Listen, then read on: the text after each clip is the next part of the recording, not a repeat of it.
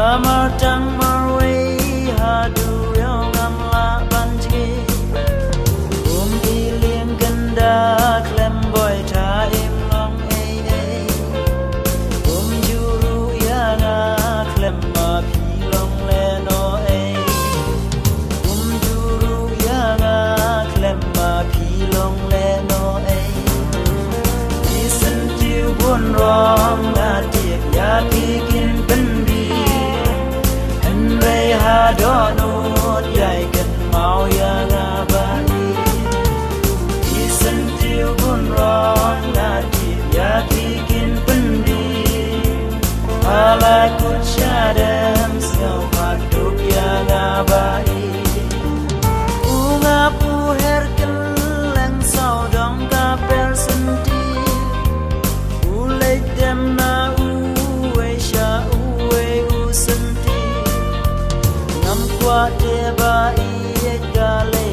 bin long kum ta Hin ve ai ching ie gan yai le ba ro shir ta Hin ve ai ching ie gan yai le ba ro shir ta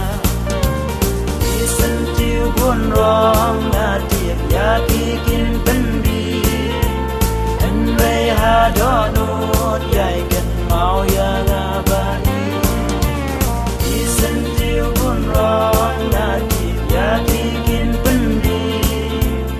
Ala kut syadam siau paduk ya ngabai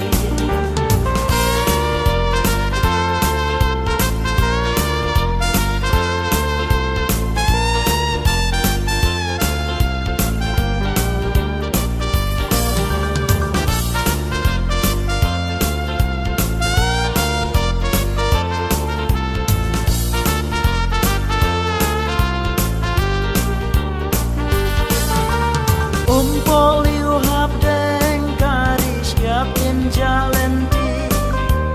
Juban bala kleikin yai salender kisi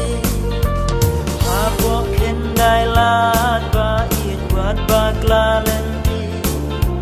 Nawe ba pernai haper teingin sayo i